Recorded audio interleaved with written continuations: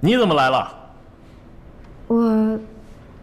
我和博二约了去 SPA。博二的办公室不在这一层。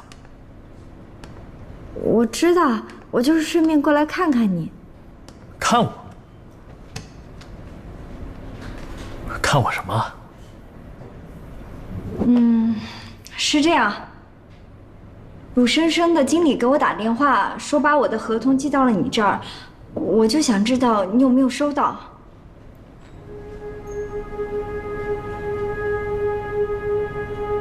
什么合同这么重要？明年的续约合同。是这样，你看黄嘉文不是不干了吗？我就想让你的律师帮我看一看。没问题，不管黄嘉文干还是不干，只要我一收到合同，马上就会交给法务，好吗？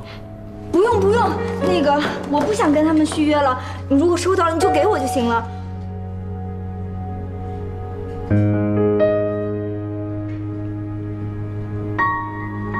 可是我还没有收到合同，怎么给你？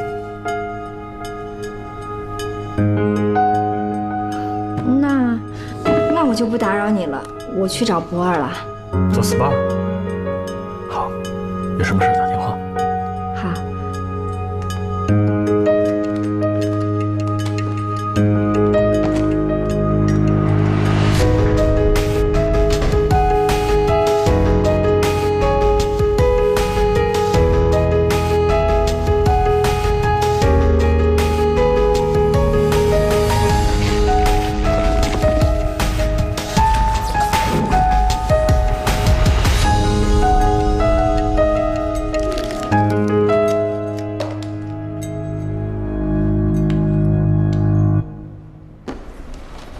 你好，我想问一下有没有江总的快递啊？江太太，您稍等一下，我帮您看一下。好。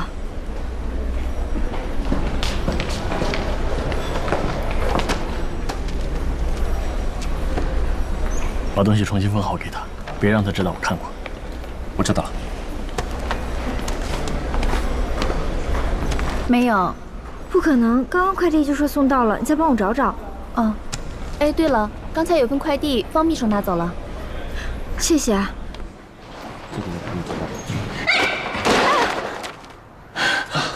江太太，你没事吧？我没事。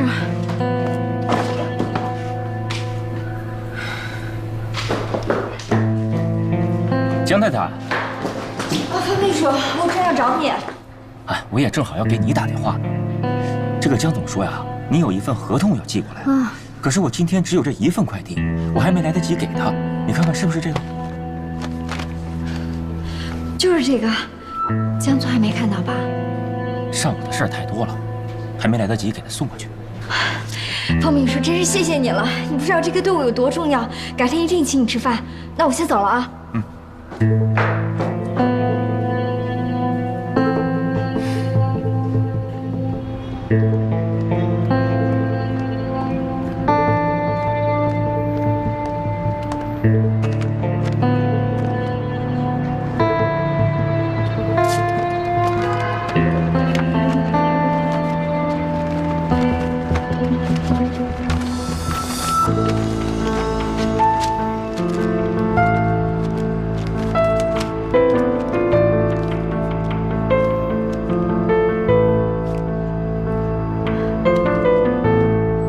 这个黄嘉文到底要干什么呀？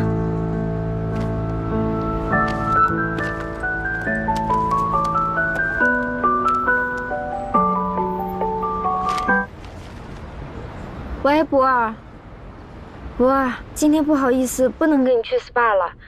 这样吧，改天我请你，可以吗？好，没关系，那就改天吧。气死我了！我刚对这个企鹅素好一点，他反倒自己抖起来了。生气就生气吧，现在我有更重要的事情要做。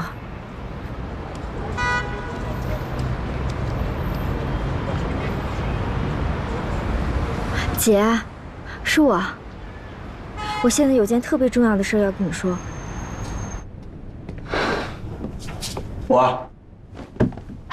你吓死我了！你怎么不敲门就进来了？这里还有几处细节设计需要你们再确认一下。我刚才去找你哥，但他不在，就先放你这了啊。怎么了？谁又惹你了？你，我今天刚来，怎么惹到你了？就是你。好，都是我的错。那我先走了。你什么时候消气，我什么时候再来啊？哎呀，你去哪儿啊？你说我惹你生气，我站在这儿岂不是干你的眼？那你知道我生气了，你不会哄哄我啊？我也想哄你啊，但我得知道发生什么事儿了。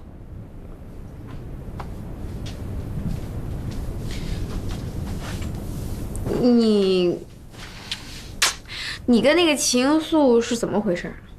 什么怎么回事啊？我都看见了。你看见什么了？我看见你刚才看他的那个眼神，你都没有这么看过我。哎呦，你又胡说什么呢？她是你嫂子，我再蠢也不会打她的主意啊。真的？我骗你干嘛呀？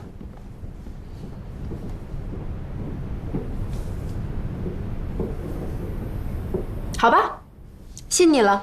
哎呀，我现在是一看见他我就烦，快烦死他了。你哪是一看到他心烦啊？从我认识你第一天起，你跟他就像上辈子有什么仇似的。如果我跟他上辈子是仇人就好了，我这辈子宁可不认识他，没见过他。哎呀，算了，不提他了。走吧，陪我去散散心。那我资料就让你画的来办吧。课还没看呢。我是设计总监，我说可以就可以了。走吧。走吧。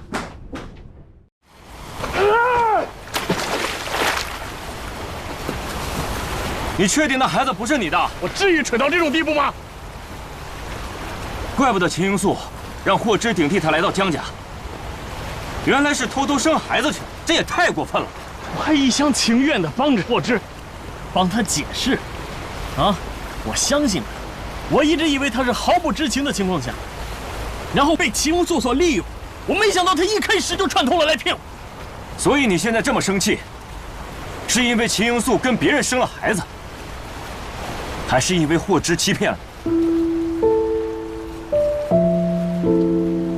什么都别说了，我现在想知道你接下来怎么办。这件事情要让老爷子知道，不能被他知道。爸身体不好，他很在意江家的颜面，我怕他身体顶不住。可你如果不让他知道，你要想跟秦英素离婚，那根本不可能啊！确实怪我，我怎么可能相信秦英素就是霍之呢？他怎么可能是当年救我的那个人呢？他怎么可能是呢？哎，你也别太自责了。谁能想到，这秦英素、霍之他们两个是双胞胎？就怪你当初就认定秦英素就是你要找的那个人，你还非得玩浪漫，死活不肯说出你们俩之间的关系。你当初要是说出来，啊，就不会发生今天的事情。我觉得这都是命，是我造成了这种进退两难的地步。可是当年霍之的那张脸深深地印在我的脑子里，我真的做不到去忽视秦英素那张几乎一模一样的脸。可是每次当我想去接近她，我想去跟她好好相处，去了解她，我就越来越失望。行了，你也别太自责了。咱们想想接下来该怎么办吧。你刚刚说这孩子不是你，那他到底是谁的？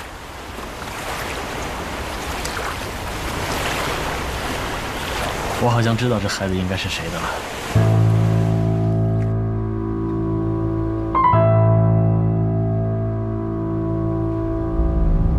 停！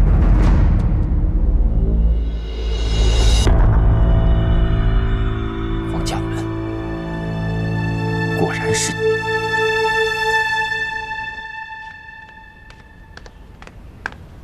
英华，来，快打汤。你说你下回来呀，跟我说一声，我一点准备都没有。这是一大早啊，给你姐熬的鸡汤，来，你也喝点。妈，你还是叫我小芝吧，我习惯了。叫什么都行，反正你已经是我女儿了。哎，妈，姐什么时候回来呀？我要是再晚的话，回江家那边就不好解释了。哦，你姐说她去趟医院看一眼孩子，然后就回来。哎呦，我都跟你姐说了，让她把酒店给退了，能省一点是一点。你说这医院又打电话来说这孩子的医药费又得续了，你姐还这么浪费，又要交钱啊？交多少钱啊？这我倒是不知道。你姐就说她去想办法。哎，她能有什么办法呀？要我说呀，她就应该回到江家去，把这孩子送回乡下老家去养，这就天下太平了。可是，孩子应该带回江家。妈，其实江家没有姐说的那么可怕，我觉得江家人一定会接受孩子的。啊，你赶紧多喝点汤。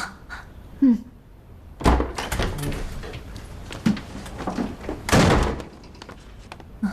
哟，英素回来了。姐，你怎么来了？不是说好了这几天尽量少见面吗？过几天就换回来了。哎呀，我就是有急事儿。那进屋说吧。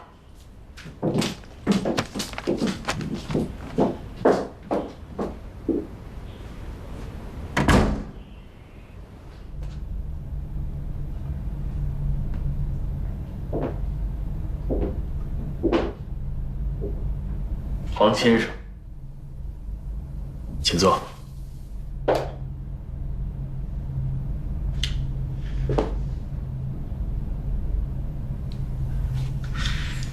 要喝点什么吗？不用了，谢谢。你肯把那些东西寄给我，就应该知道我会找你。但是你怎么知道是我寄的呢？能寄那些东西的一定是秦英素身边的人。秦英素没有朋友，跟我结婚以后，她更是跟之前断了联系，除了你。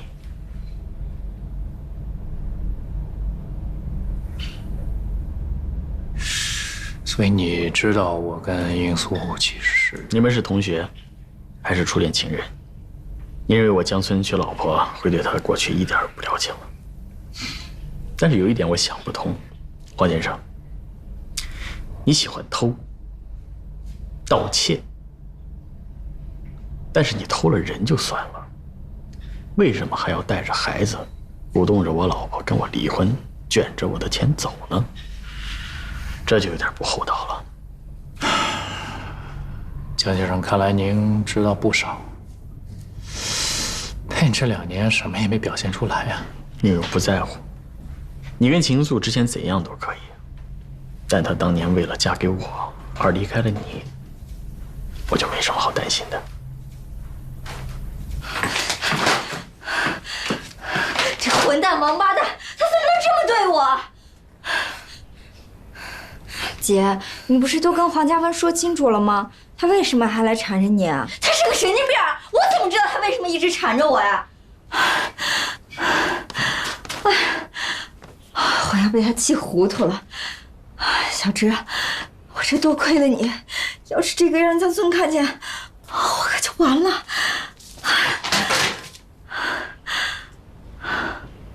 姐，其实江村知道了也没什么呀，反正早晚都要告诉他。小芝，不然我们就今天换回来吧。什么？怎么了？你不愿意吗？你不是一直都想做回你自己吗？我不是，我是觉得有点太突然了，而且我东西也没有收拾。没关系，东西我给你收。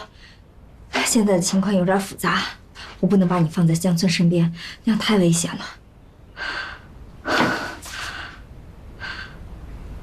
姐，我不明白你到底在躲什么呀？你在害怕什么？孩子是江村的，这是铁的事实呀。你有完没完？现在我做什么轮到你质问我了是吗？火之，你要记住，我是秦英素，你是火之。江先生，我能不能理解你这句话是，我连让你担心的资格都没有，是吗？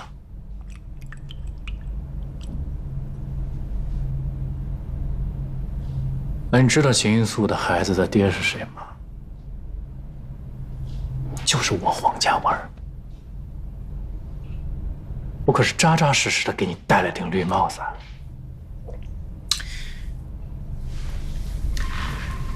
这一点我确实小看了你，可那又代表什么呢？你把那东西寄给我，还不是因为秦英素即便给你生了孩子，她还是不愿意跟你在一起，所以你想要报复，你想拆穿她。我忍受不了秦英素的那种爱慕虚荣，但是我无法避免我们两个已经结婚的事实，所以我认为把她留在我的身边，把她留在江家，是对你最大的惩罚。当然，也包括你的孩子。江村儿，你不能这么做。黄先生，每一个男人都要为他自己做过的事情负责，你也一样。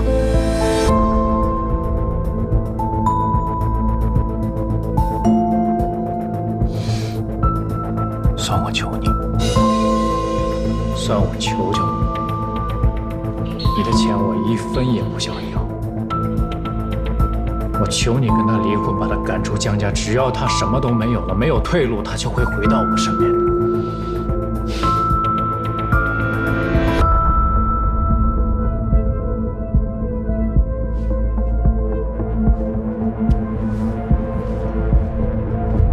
不过黄先生，你有英俊的外表，美好的年华，人生还长，做出一番事业吧。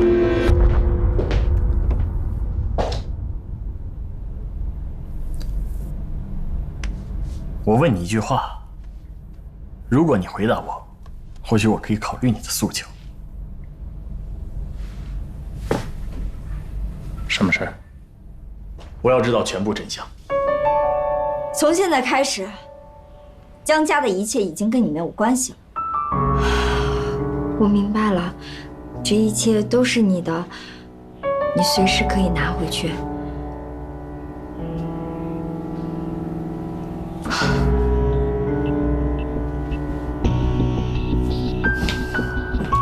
小芝，妈也应该跟你说了吧？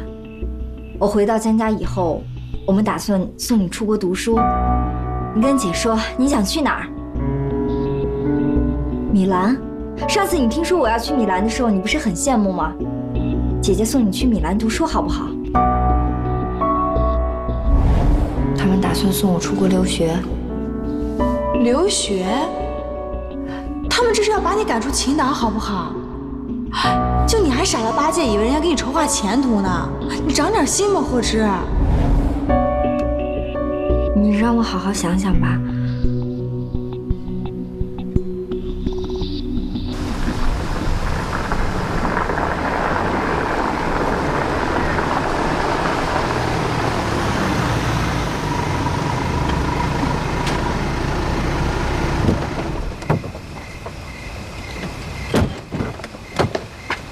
哎，你干嘛？谢谢你送回家，这么晚了，你赶紧回去吧。陈岭生，你缺不缺德呀？从你家开车到我家要1个半小时，你怎么不担心我疲劳驾驶啊？再说了，我想住你家就住你家呗，反正陈阿姨已经同意了，还说要给我配把你们家的钥匙。配钥匙？怎么了？我住你家你不高兴啊？江波，你有点心眼行吗？你上次睡我家，我睡沙发，我到现在颈椎都在疼呢。再说了，你也不想想，我是男的，你是女的，万一我是坏人怎么办？坏人？我就喜欢坏人。你真不害臊！你赶紧跟我回去，以后不经过我同意啊，不许到我家来。妈，你不让博尔来，你也不让回家了。博尔，走。阿姨，跟阿姨回家。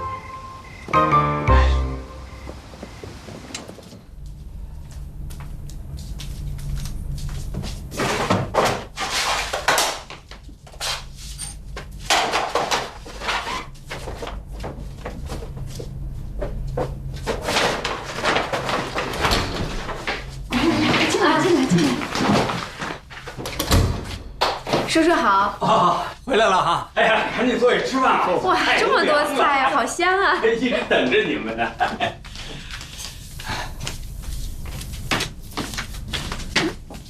干嘛呢你？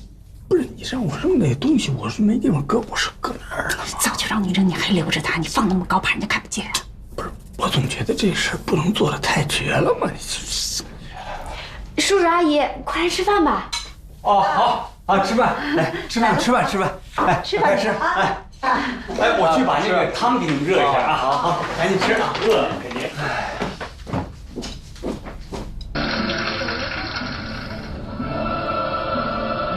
没了，给我们领声帅吗？我们领声帅一些吧，还是领声比较帅。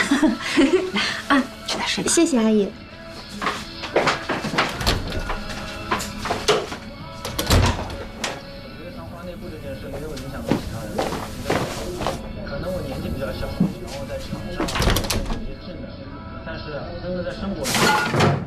爸，你忍什么呢？哦，没什么，没什么。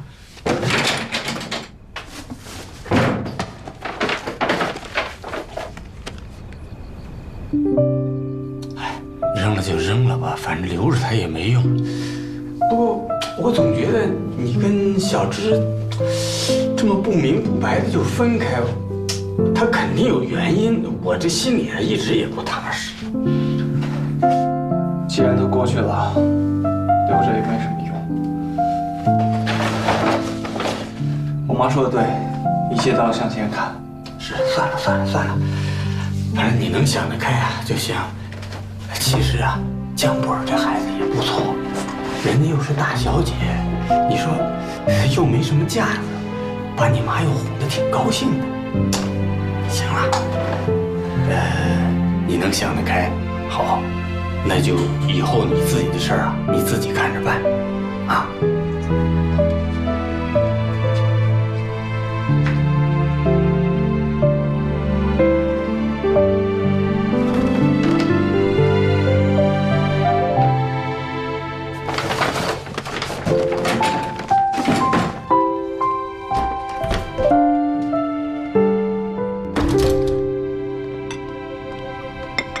先生。博尔没说晚上要回来吃饭，罂粟又回娘家了，我就没做饭。我不吃了，没胃口。先生，有句话我不知道该不该说。说吧。罂粟，你们俩是不是又吵架了？我看罂粟在收拾东西呢。您去哪儿啊？唉，是不是又多嘴了？真是。哇，我最爱吃的就是糖醋排骨了。闻闻香不香？好香，口水就要流下来了。哎，来，你看着点儿，别让它糊了啊。罂粟啊，一会儿我做完饭啊，你们就先吃饭。这2天医院说孩子的情况都不好，所以排骨熟了，你们就开饭啊。我去趟医院。哎妈。孩子的医药费我该交了，你别忘把钱交上啊！知道了，钱，一天到晚都是钱。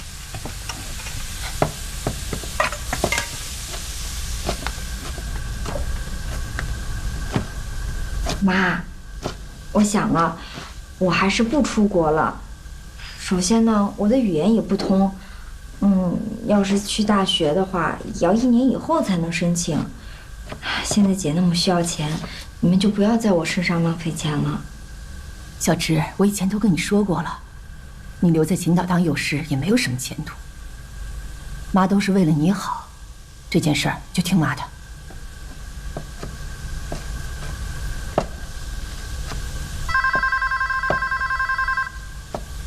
妈，接电话。哎，来了。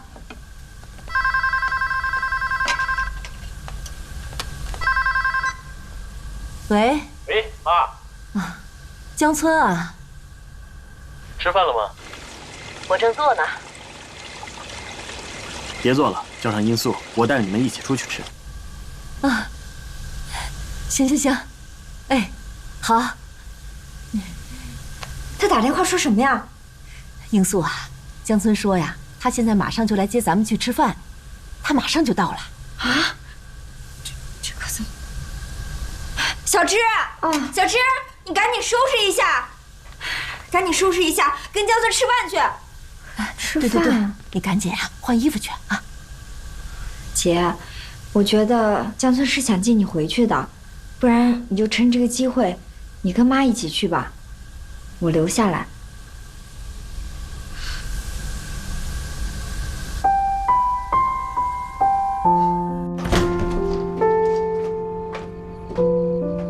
你别送了，快回去吧。我看叔叔阿姨好像闹别扭，我回去了都劝劝他们。我都习惯了，赶紧走，看着你走。拜拜。你快回去吧，拜拜。好。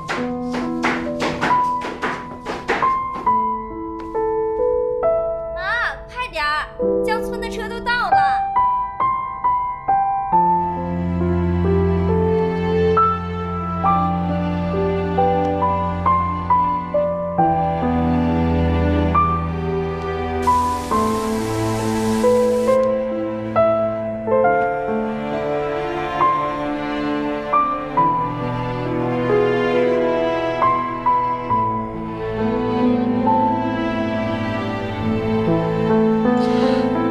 坏了，我的排骨！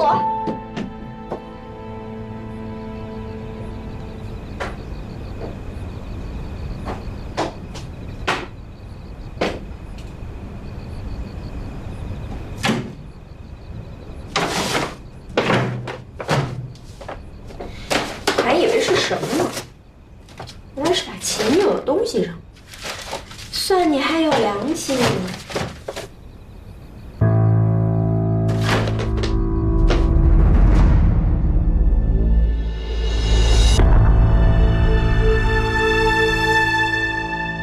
来，妈点菜吧。不用这么讲究，妈吃什么都行。嗨，你今天怎么突然跑到妈这儿来了？马杰说你今天晚上不在家吃饭，我一想很久没来看妈了。怎么，不欢迎？怎么会呢？江村啊，你来看妈妈，妈妈当然高兴啦。这不怕你太忙，怕耽误你工作吗？再忙也应该照顾好家事，要不真的等出事了就来不及了，对吧，罂粟？你这么说，我当然高兴，但是我知道你工作忙，所以我不会拖你后腿的，放心吧。就是，罂粟啊，你得多理解江村。你看他们家那么大的企业，得管那么多的人，哪顾得过来呀？嗨，忙倒是不忙，主要是我爸整天逼着我给他抱个孙子，想都想疯了。所以罂粟啊，咱们还得努力啊。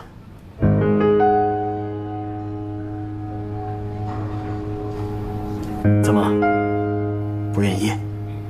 当然不是，我是觉得你当着妈面说这个太难为情了。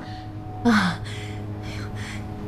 罂粟啊，你看你们都结婚这么长时间了，这有什么不好意思的？这你们俩早就应该要个孩子了。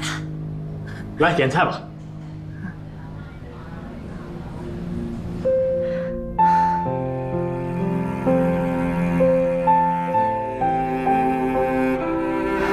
好好的一顿饭，被江村给搅和了。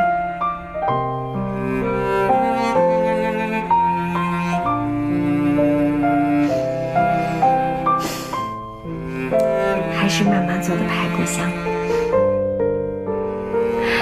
吃饭。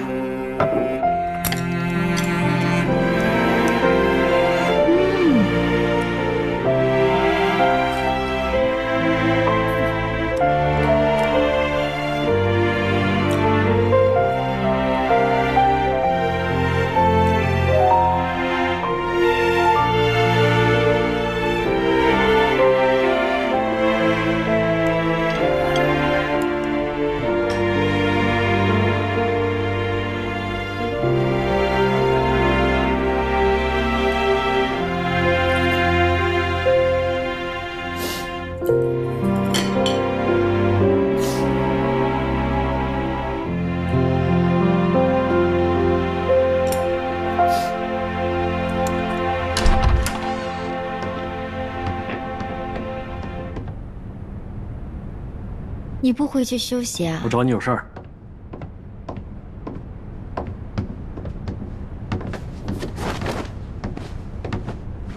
这是什么情况？这个是不是你在我们家闹够了，觉得心虚了，想一走了之？你胡说什么呀？我们都别装傻了好吗？我知道你千方百计的想离开江家，不是吗？我怎么会要离开江家呢？你又不是不知道，我那么多的衣服，有些不穿的，我就随手塞在箱子里了，打算送人。啊，你看到行李箱，你以为我要离家出走啊？看来你是真的担心我了。不过你就把心放在肚子里，你不赶我走，我是不会走的。这就是你的解释？哎呀，你看你还真生气了，老公。就别生我的气了，以后不管我做错什么，你都狠狠地批评我。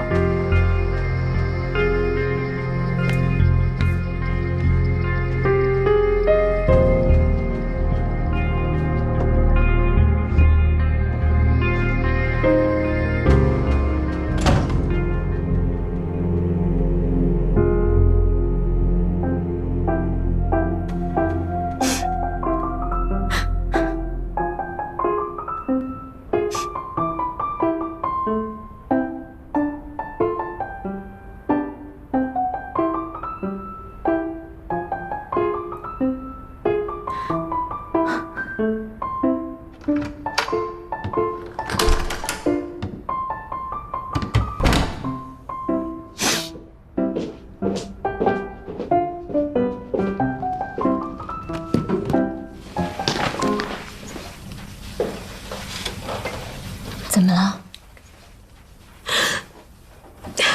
阿姨，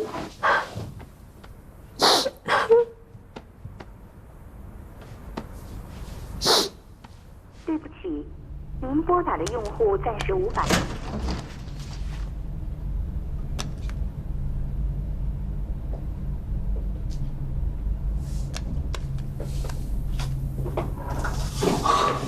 爸，您还没睡呢？你不是也没睡吗？打电话呢？给谁呀？江波儿。爸，一个女孩这么晚回家，我不放心，打个电话问问她到家了没有。儿子，爸爸尊重你的选择。你跟霍之已经分开了，你也努力了，挽回了，爸爸也只能说一句：你们两个是有缘无分呐。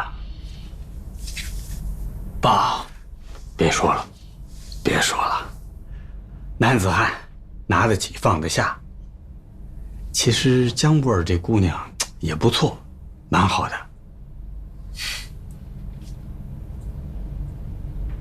看来我是猜对了吧？你喜欢江波儿。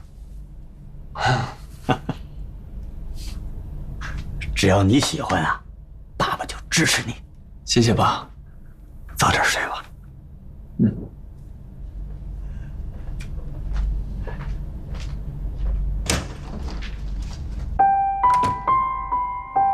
阿姨，我真的不知道该怎么办，所以只能给你打电话。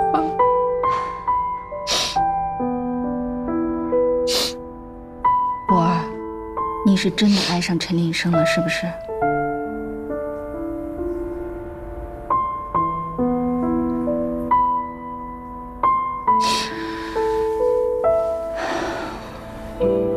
博儿，其实爱一个人是很辛苦的。阿姨早就说过，你们两个不合适。阿姨，你说陈林生他为什么要骗我？他说他跟齐英素没有关系，我就信了。怎么这么傻？傻孩子，这个世界上最靠不住的就是男人。他爱你的时候可以带你到天堂，不爱你了就会推你下地狱。唯一靠得住的就是自己，所以阿姨才让你要把江氏牢牢地把握在自己手里，知道吗？不行，我要找那个秦素跟陈立生问个清楚。我儿，在搞清楚2个孩子的来历之前，不要跟秦素正面冲突。再说，就算你去问他，他会有100个说辞，你不是他的对手。现在该怎么办啊？难道这事就这么算了？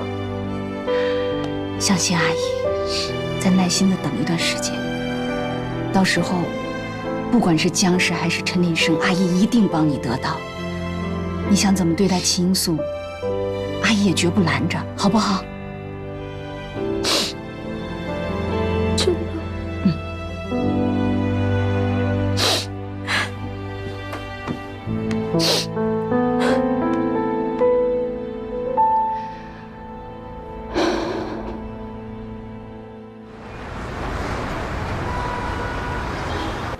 这个你要处理好啊。吴大夫啊，你先去吧。好，我的孩子怎么样了？好消息，恢复的特别好，已经不咳嗽了，再过1个礼拜就能出院了。真的？对呀，不过那个出院之后啊，还得细心的观察，最好请一个专业的护工，定期啊还要给他复查。知道了，谢谢大夫。谢谢吴大夫。那我一会儿把剩下的住院费给他交了。医药费已经交齐了，一直到出院，所有的治疗费用都够用了。去看孩子吧。谁交的呀？你说这你没交，我没交，罂粟也没交，这钱到底是谁交的？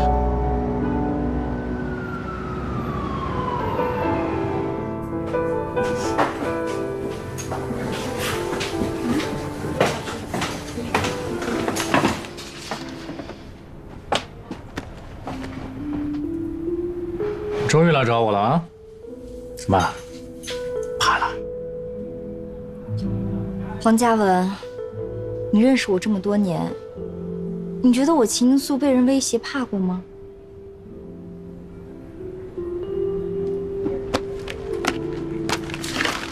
以后啊，不要再用这种小伎俩。今天我没见过你，也不知道快递里面的内容。以后再见到秦罂粟或者霍之，你应该知道怎么做。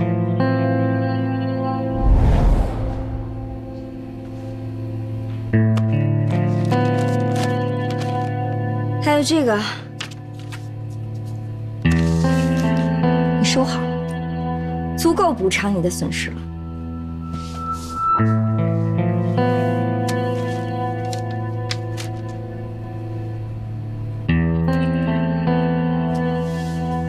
你哪来那么多钱？你又回到江村身边了。算你聪明，我只是随便卖了一套首饰，就换来这么多钱，所以你以后不用再操心孩子的医药费了，因为跟你已经没关系了。秦罂粟，你知道我从来要的就不是钱。你也知道我能给你的也只有这个。黄嘉文，我看在你是孩子父亲的份上，我才对你这么客气。你知道，我可以随时让你消失的。你是准备用对付江村的方法来对付我，是吗？那江村知道你是怎么对他的吗？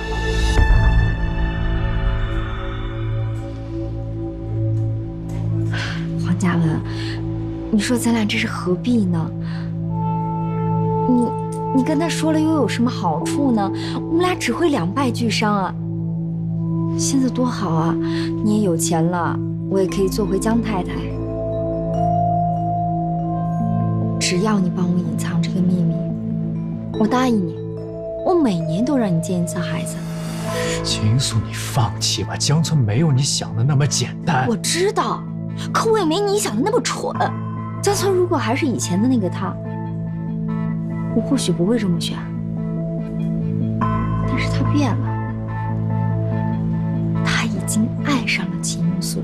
他爱上的是假扮秦罂粟的霍之。那也是秦罂粟，我都计划好了，叫霍之走，而且一辈子都不会再回来了。秦罂粟，你是不是疯了呀？她是你亲妹妹，你连自己亲妹妹你都要算计。如果说霍之知道你怎么对她的，我对她已经仁至义尽了。是我是我秦英素把他从福利院带出来的，而且我让他过了半年江太太的好日子，不然的话，他这辈子都别想过这样的日子，你懂吗？我告诉你，没人能破坏我跟江村的感情，霍之不行，你也不行。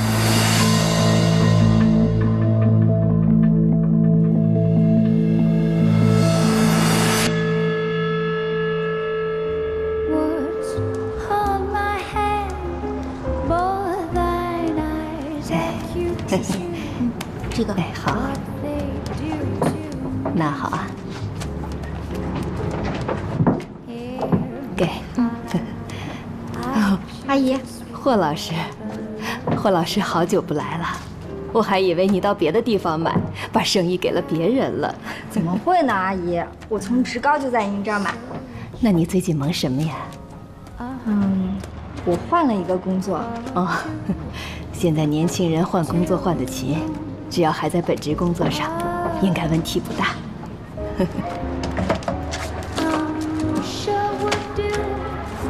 啊，多少钱？38。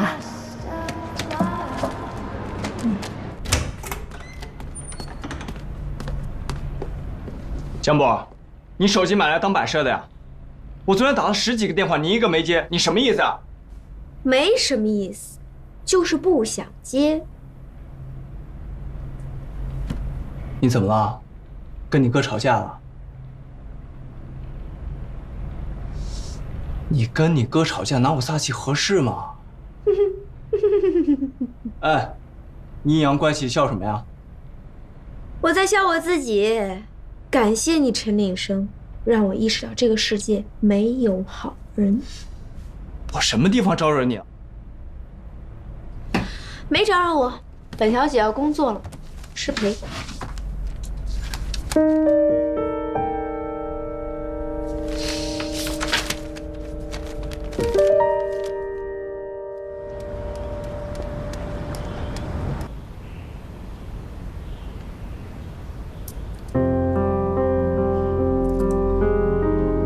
江建国，为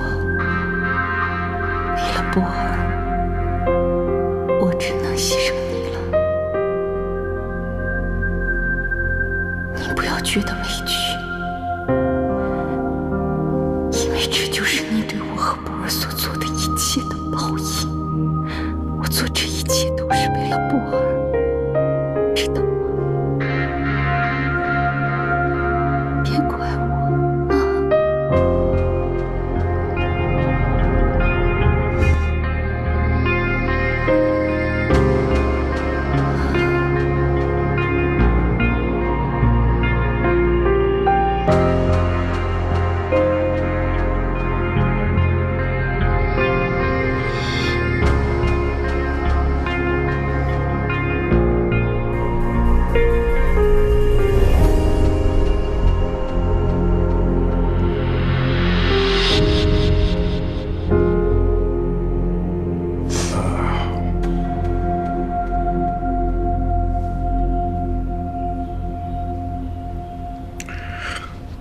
最近怎么睡的次数越来越多了？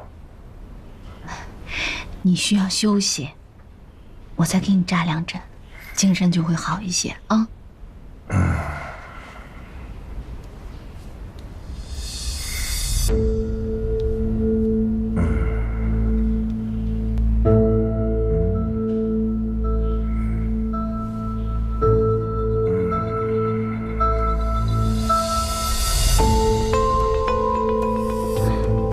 安医生，老爷子最近一直都昏昏沉沉的，是不是要跟江先生和江太太说一声啊？天气凉了就贪睡，你别没事去找江村他们啊。可是我是老爷子的医生，你听我的就行。知道了。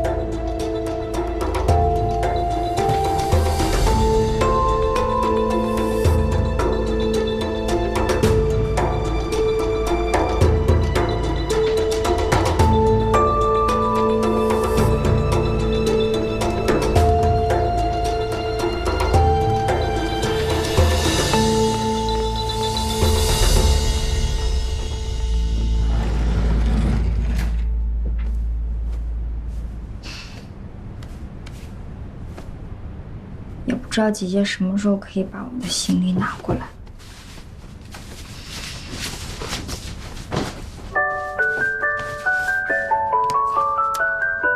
喂，江太太，我是老爷子的保姆，我觉得有件事情应该跟您说一声。呀，坏了，忘把电话还过来了。什么事儿？你说吧。我觉得老爷子的身体不太对劲。啊？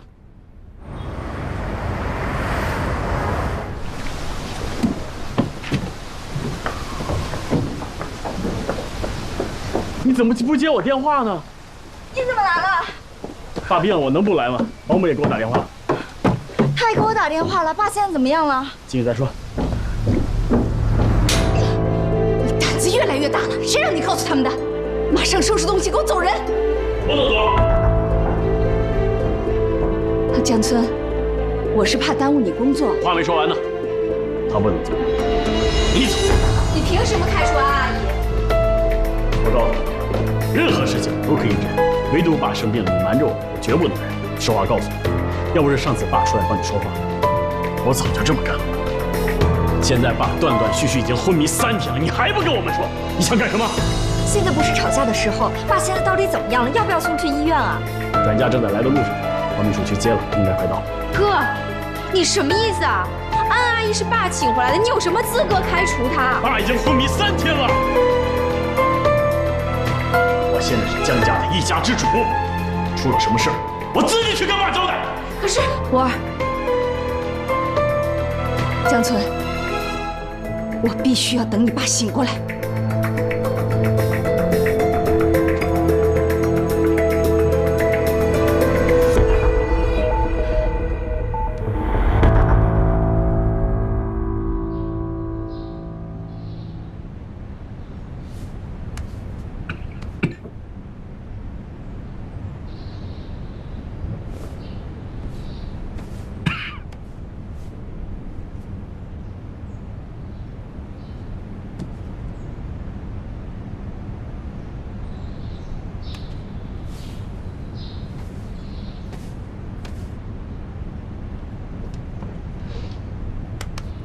你跟我出来一下，我有话要跟你说。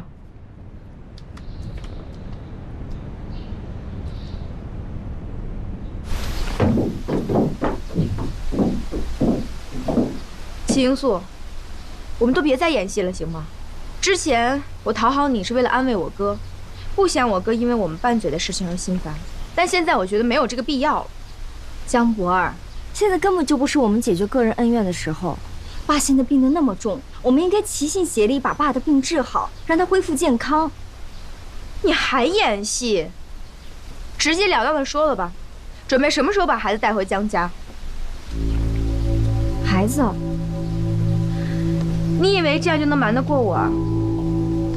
我知道我哥在外面有2个孩子，你们打算把他带回江家。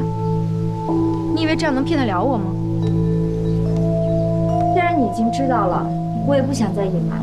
孩子是江家的，我当然要带回江家来养。秦英素，你脑子进水了吧？孩子是我哥的，不是你的。孩子当然是我秦英素的。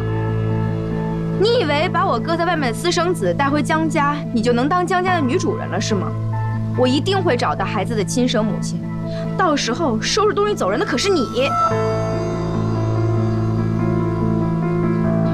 怎么了？害怕了？你也应该害怕了吧？你还不如趁现在赶紧提出离婚，赡养费的问题你随便开口，我江博儿还能为你说好话呢。江博儿，你够了！孩子是江村跟秦素的，如果你还听不懂的话，我真觉得你智商有问题。你胡说！我天天都跟你在一起，你怀孕我能不知道吗？孩子是我的。刚才就听你们两个吵吵闹闹，你的疑问等爸醒了之后我会告诉你。哥，先走吧。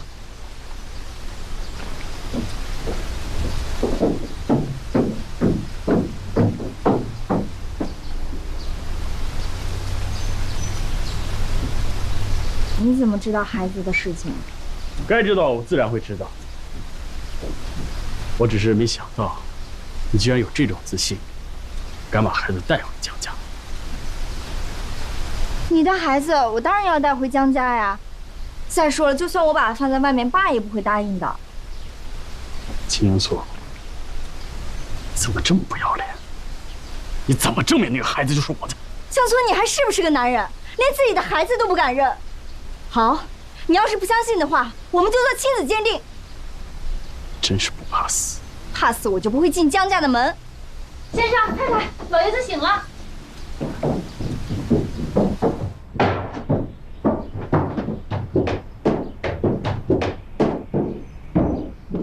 江村，你爸现在不能受刺激，孩子的事最好不要说。阿姨，爸这么重的病你都瞒着我们，其他的事儿你也别管了。爸，醒了。啊，怎么样？啊？你刚才在外头吵什么吵啊？啊，叽里咕噜的。江村担心您的病，怪我隐瞒了病情，也怪我这件事情没处理好。现在，江村把我开除了。爸，我觉得安阿姨已经不适合做您的私人医生了，我想给您找更合适的。不用了，不用。爸，这么多年我习惯了。我早说过，爸是离不开安阿姨的。既然他们已经知道了孩子的事情，那我就索性明说了吧。爸，其实还有一件事，我跟江村一直瞒着你，我今天要说。爸现在才刚醒，不适合说这些。我今天一定要说。说。我跟江村有孩子了。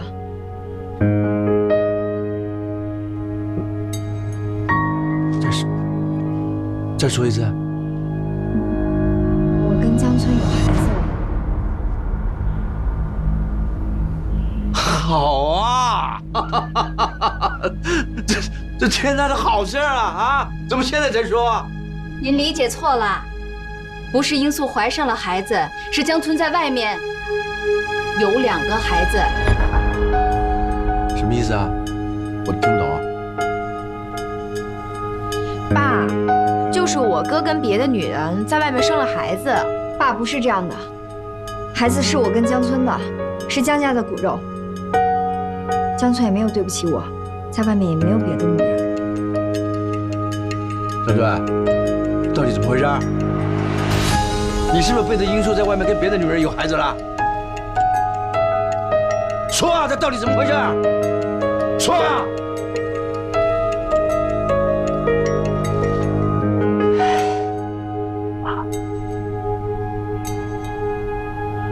孩子是我在国外找代孕生。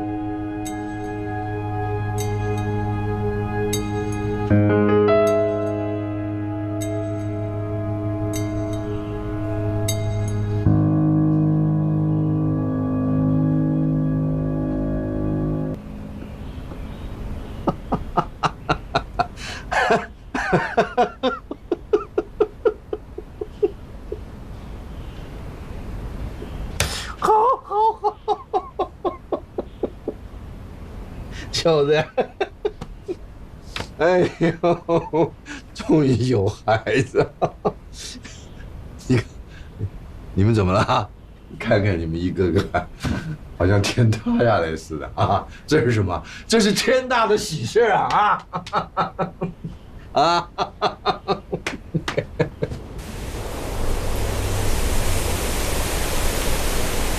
代孕，真想得出来。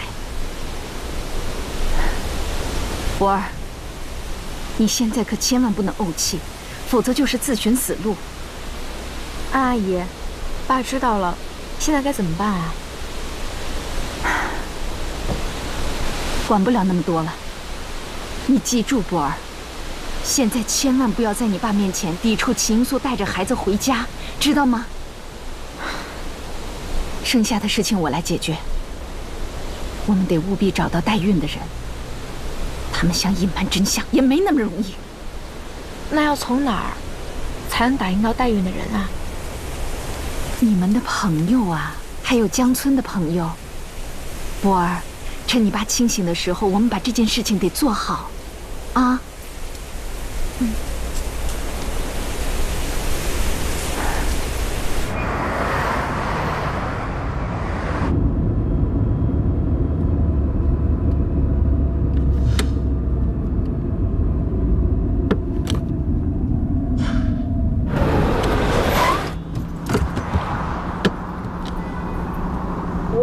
把我送回妈家，你停这干嘛呀？你可不可以不要在我面前再演戏了？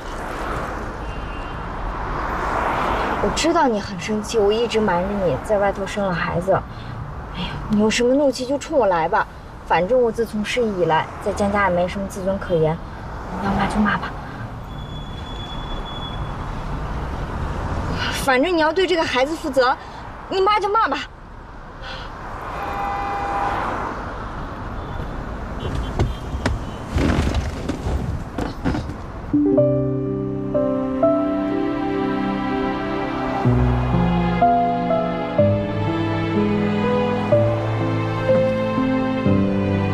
干嘛？你来这里来。你要跟我解释的事情不止这一件两件，你我慢慢跟我商量吧。说那个孩子，准备什么时候把他接回家？什么？你同意了？我还以为你会骂我一顿呢。骂你干什么？是因为你做了什么对不起我的事吗？起码我骗了你那么久，你肯定得生气。你瞒我的，难道仅仅是孩子这件事吗？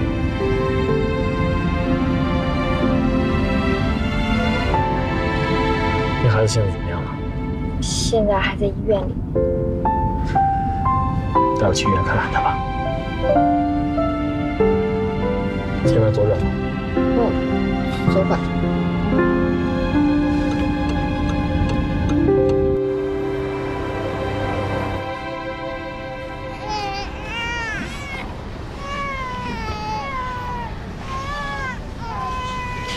孩子因为是早产，所以身体不太好，不过已经过了危险期。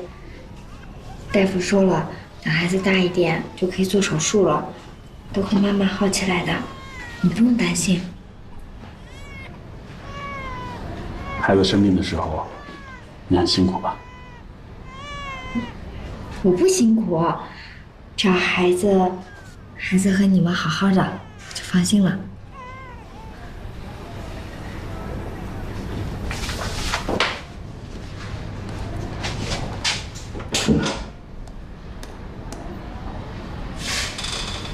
后续的事情我会交给方秘书处理，孩子的事情不用担心。谢谢。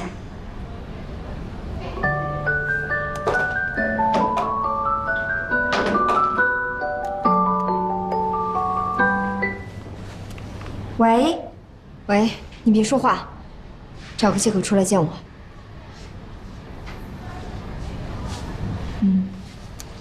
怎么了？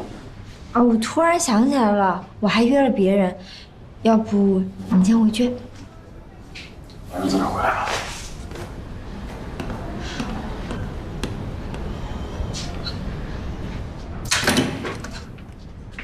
姐，江村呢？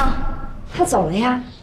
火车，你到底想干什么啊？你们还一起来看孩子，你怎么想？你是不是想毁了我？姐，你先别激动，我一直想来找你跟你说的。是这样的，爸知道了孩子的事儿，江村也说愿意把孩子带回家。姐，你之前真的是误会江村了，他真的很喜欢孩子。你怎么了？你说江家是怎么知道孩子的？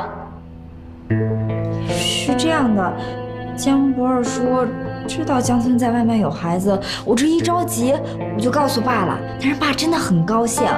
你们现在不是可以堂堂正正的回到江家了吗？这不是你一直希望的吗？完了，剩下全完了。江村还说了，以后孩子的事儿他都会负责，这你就放心吧。江村，这怎么可能？他怎么可能肯？孩子是他的呀，他应该照顾你们母子俩。姐，你跟江村到底发生什么？你怎么这么不相信他呀？我需要先冷静一下，这样这几天我还是回妈那儿，江家还是要靠你。可可你不是说要换回来吗？你能不能让我一个人静静啊？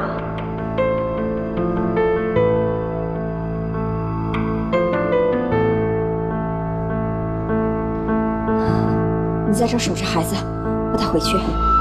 什么？江村知道了，还去看了孩子？哎呦，这个霍之呀霍之，他怎么这么糊涂啊？妈，你说我该怎么办？我该怎么办呀？江村肯定知道孩子不是他的，可是他还要把孩子带回江家，你说他到底想干什么呀？哎呀，秦英素啊，秦英素，我当初就说这个孩子不能留，你说你偏不听，这下好了，江村知道了。他要是想跟你离婚，就拿这俩孩子当借口，你撂到哪都没理呀！离婚？对，江村一定是要跟我离婚。不行，我不能让他带走孩子，我不能让他抓到把柄。哎，你干什么去？我去医院把孩子带回来呀。哎呦，不能去接孩子，医生都说了，这孩子得过2天才能出院呢。你这会儿要是去把孩子接了，那万一出点事儿怎么办？那怎么办？我不能让孩子被江村带回江家呀，那我这辈子就完了。哎呦，你糊涂呀！你就算把孩子送走了，江村想要找孩子，难道他找不着吗？哎呦，秦英素啊，秦英素，你放着好好的日子不过，你非要闹到这种鬼地步！妈，你别说我了，都是江村逼我的，都是他逼的。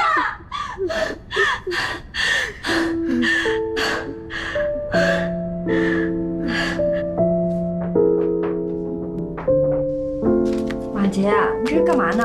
英素，先生让我把这个房间收拾一下，说做婴儿房。哦，他还说了，他要亲自找家设计公司，好好的装修一下。真的？那当然了。英素，你可真不够意思啊！生孩子这么大的事儿你都瞒着我，害得我为你瞎操心。我知道在江家一直都是你照顾我，但是我也是没办法。我知道你没难。哎，你说我就奇怪了啊，你什么时候生的孩子啊？我这可天天盯着你呢，也没见你怀孕呢。别说是你了，马杰，就连我这个小姑子都不知道我嫂子什么时候怀孕的。嫂子，你怎么藏那么深呀？我们江家人都看不懂你。瞒着你是我不对，我给你道歉。道歉？这么大的事儿，你道歉2个字就说得过去了？我爸信你，我可不信你。你说这孩子是你的，就是你的了。孩子是谁的？我跟你哥这对亲生父母应该比这个外人清楚吧？好啊，你不是说你去美国找人代孕的吗？你什么时候去的美国？在哪家医院做的？孩子什么时候生的？你说啊。江博儿，你这是在审问我吗？如果你不信的话，你可以去验 DNA。不过你可想清楚了，爸要是知道你这么对他2个大孙子，到时候生气，你可别后悔。哎，你给我站住！你给我说清楚！哎，福儿，算了。先生马上就快回来了，看到你们俩吵架又该发火了。英素说的也没错啊，你说这孩子是他的，他不比你清楚吗？你懂什么呀？哎呦！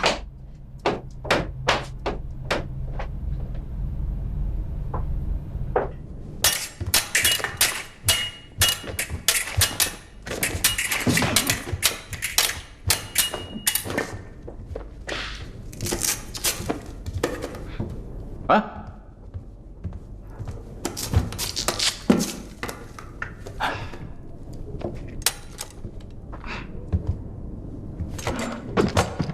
我知道你这心里头火大，啊，你看看你都给我扎成什么样了都！我真不知道你是怎么想的。明明知道那2个孩子不是你的，你之前让我去给点医药费也就算了，现在还要把这孩子带回江家。来，你告诉我，你到底是怎么想的？啊？不管怎么说，孩子是无辜的。再说我不想连累霍之。整件事情，霍之一直被蒙在鼓里，他一直觉得那个孩子就是你的，而秦英素就是一个受害者，所以他才会答应假扮秦英素进入江家。这2个人相差那么大。有时候我也不相信他们居然会是亲姐妹。其实霍之也是无辜的，好端端的为了亲情放弃了自己的人生，卷进了我跟秦英素之间的战斗来。原来也是为了霍之，你就是想让这个霍之全身而退呗。可是你想过你自己没有？你承认了这个孩子是你的，你以后怎么面对？你还要把这孩子带回江家，一辈子面对秦英素。我现在想的，就是希望让霍之能够安心的离开江家。至于今后，反正秦英素是罪魁祸首，这婚必须离，而且他休想从江家拿到一点好处，这是他必须要付出的代价。那你打算告诉霍之4年前的事吗？4年前，因为我的执着，已经犯下了一个大的错误。3年后，我不想再犯错。没错，霍之有他的人生，而我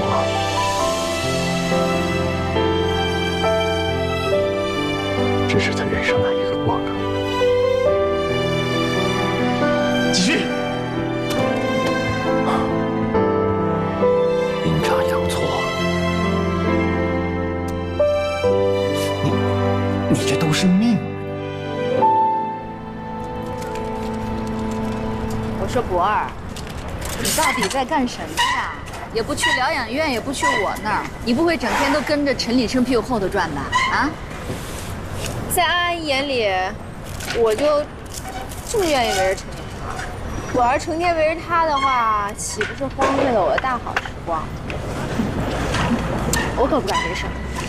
既然爸已经知道了孩子的事情，瞒是肯定瞒不住了，所以我要回公司站稳脚步。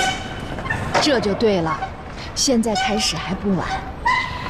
我还得回公司开会，那我就先走了。如果要是你找到那个女人的话，一定要告诉我。我倒是想看看，什么女人能心甘情愿地跟我哥生下孩子，还心甘情愿躲在秦英素背后？其实我已经去调查过了，只不过现在还没有明确的信息。我想去一趟红岛医院，看看当时入院的时候孕妇到底是谁。不过我估计啊，也是白跑一趟。你说有没有可能，这孩子不是我哥的，可能是抱养或者领养的？我想过这个问题，所以我现在托我的老同事，把孩子的 DNA 拿到手。对，一定要验 DNA， 到时候验出来孩子不是我哥的，我看他们怎么说。好啦，这些事情你都不用再想了啊，把全部的心思都投入到公司上面去，剩下的我来做。嗯，好了，走吧。阿姨，江家对我最好的就是你了。好了，快去吧。嗯，我先走了。嗯，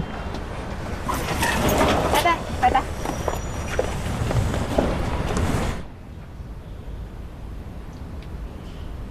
秦英素，这还没到最后一刻，绝对不能认输。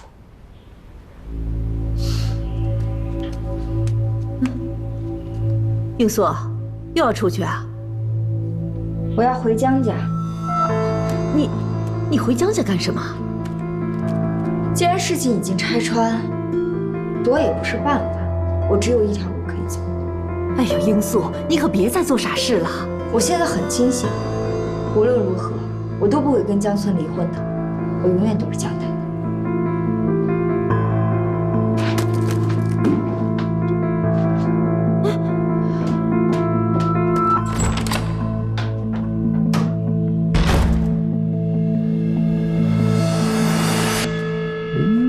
看这双眼皮儿跟江村小的时候一模一样，可爱哟。爷爷亲亲。哎呀，笑了笑了。爸，真是对不起啊。这孩子刚出生的时候身体不太好，就没带过来给您看。这么大事儿，叫你一个人扛也难为你了。啊，你放心，我会找最好的医生给他治疗。是江家的孩子，不会有事儿的。谢谢爸。爸，哎，这么着急找我，是不是身体不舒服啊？没有，英素带着孩子来看我，我这一高兴，这病就好了啊！啊，跟你商量个事儿，那个，你先带孩子回医院吧啊，过2天再去看你。行。哦，好。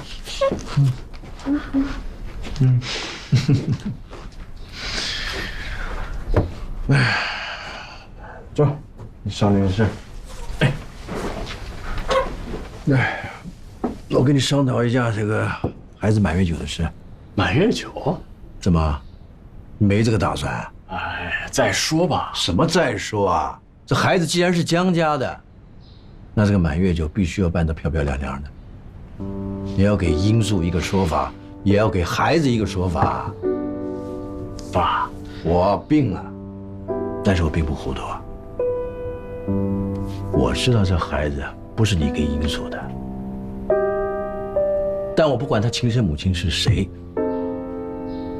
现在对内对外这孩子都只能是你跟英素的，你明白吗？爸，不是你想的这样。你小子几根毛，我不知道吗？你压根儿你就不想要这2个孩子，我从你脸上我没有看到一丁点儿初为人父的样。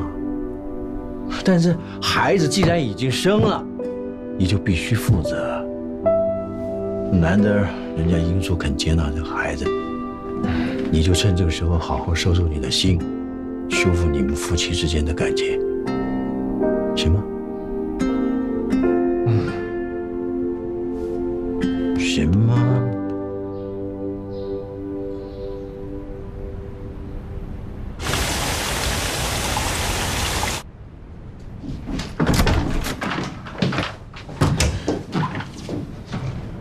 我累了，我想休息了。你是秦英素，不然我能是谁啊？终于赶回来面对我了。怎么不准备躲在霍之的身后了？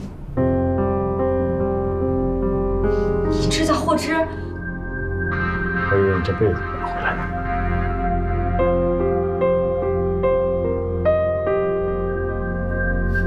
既然你都知道了，那我也没有什么可隐瞒的。对，是我让霍之顶替我留在江家，而我出去给我戴了顶绿帽子，你出轨，带回来的还是双子。要不是因为你对我不好，我为什么会这么做？江村，你应该知道吧？我爱你，我爱的人只有你。你爱的是江太太的头衔。你当初抛弃了黄嘉文嫁给我，就应该已经选择了今天的生命。为什么？当初是你追我的，是你一定要娶我的。瞎了，所以我也要为我的选择付出代价。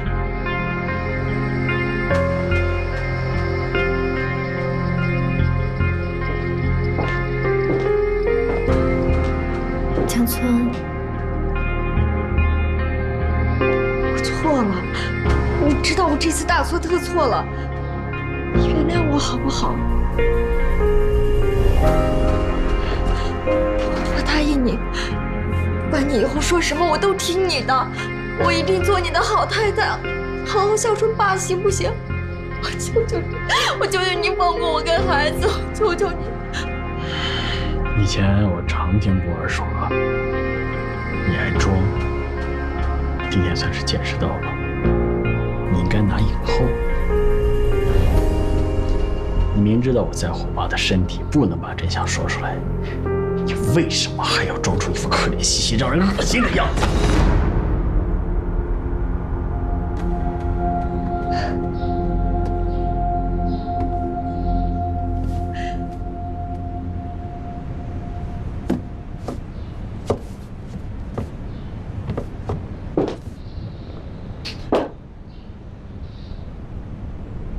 好啊，既然话都说到这份上，咱们就把话说清楚。孩子的事情是我对不起你，但是也是你先对不起我的。我嫁给你2年了，可我真正守了2年的活寡。江村，你知道吗？我也是个女人，我不仅要面对外面的猜测，我还要面对你妹妹的羞辱。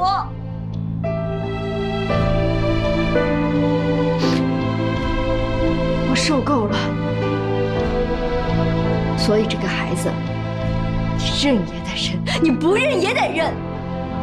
不然你就去告诉你爸，你说我秦英素红杏出墙，给你戴了绿帽子。你敢说，我就敢告诉他，2年我们一直分房睡，根本就没有碰过我。如果老爷子气病了，那你可别怪我。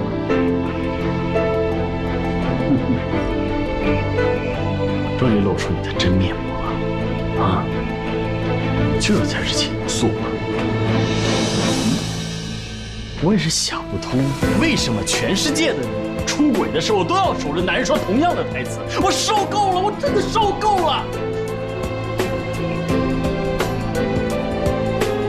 没问题，你想要的我都可以给你。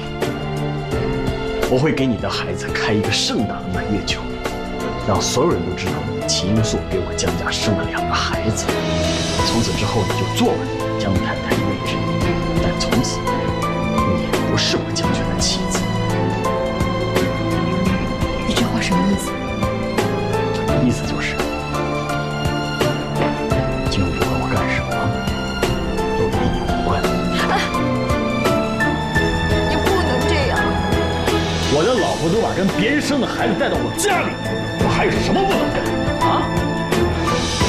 如果有一天我从外面带了一个女人回来，你还我？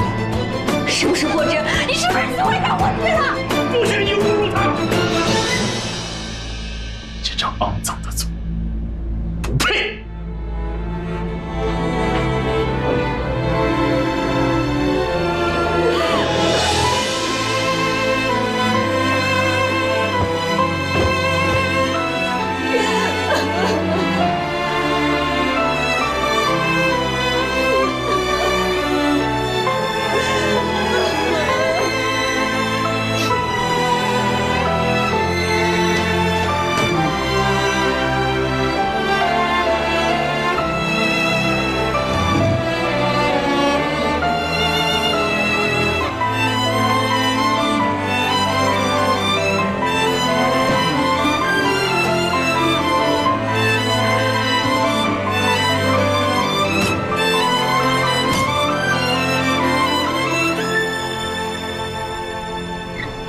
距离大一点，哎，慢点。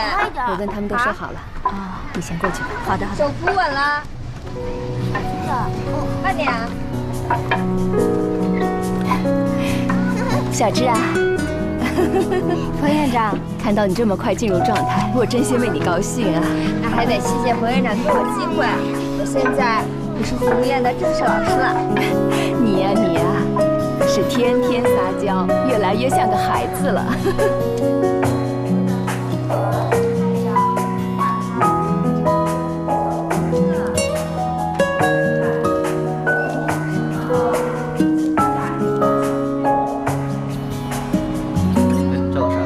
下课以后啊，你要先关注一下，知道吗？顺便跟你说的是，你多适应2天就习惯了，知道吧？知道了。跟孩子们呢要多点。哎，小师姐，你去忙吧。今天咱们好好进去吧。今天不行吧？今天我得给孩子补课去，咱们回头再说吧。啊。走呀！哎，对了，我想起一件事儿，我想来想去，我得告诉你。什么事儿啊？哎，其实也没什么。前一阵子你不是临时请假吗？我在福利院啊，就碰到有人打听你。他们当时还挺着急的，后来打听到你了吗？是找我啊？江氏地产的老板江村，他当时跟我说啊，说有个家长想找你给他的孩子做家教，所以我就跟他聊2句。江村来找我？啊，对啊，还有人专程来找你做家教啊，厉害。行了，时间差不多了，我去给孩子补课了啊。改天去。厉害。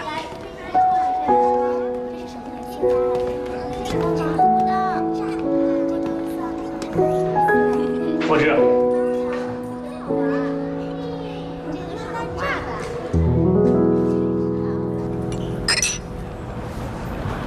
哥几个，慢点喝。哎，霍之，老板，哎，这你男朋友啊？啊，不是，我姐夫。真的？你还有个姐姐呢？哎呦，这么多年来一直以为你是孤儿呢。哎，那咱得庆祝啊！今晚上我给你们夹菜啊！不用那么客气了。哎，没事，吃着啊。谢谢。哎，好。盯着我干什么？不认识了？你什么时候知道我不是姐姐的？说不清楚，这都不重要。重要的是，你是霍之，不是秦英素。我不知道该高兴还是不高兴。我知道你肯定会很生气，换作是我，我也会的。可是姐姐真的不想骗你，她也有自己的苦衷。我也不知道你们之间发生过什么，但姐姐好像真的很不信任你。那你呢？我？你认为我是你姐姐说的那种人吗？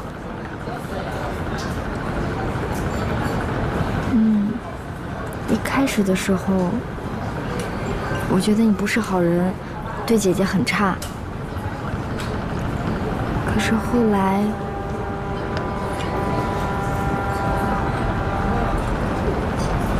江村，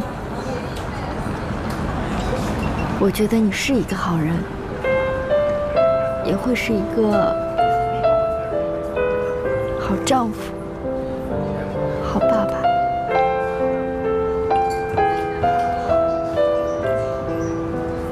你一定要让姐姐还有孩子幸福。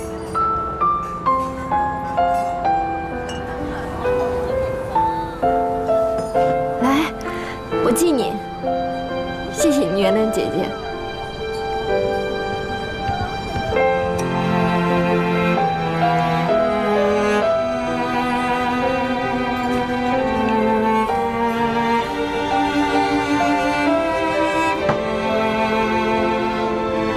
你只在乎我是不是原谅了你姐姐，没有问我是不是原谅你了。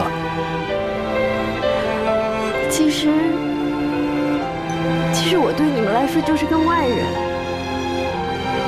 就算你不原谅我，就算了，只要你对姐姐好。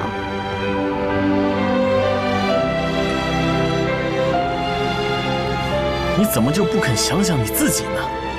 你的婚姻，你的人生，你今后想要的生活，为什么不想呢？为什么？我找我自己的家人，我找了20年，我现在终于找到了，我还能奢望什么呢？你知道吗？福利院的很多孩子，一辈子都不知道自己的父母是谁，更别说见上一面了。所以我觉得我已经很幸运了。还有，自从我到江家以来，虽然是代替姐姐的位子留在江家，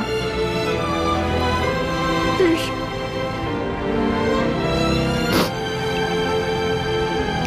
是我觉得你还有爸对我特别好，我觉得特别感激。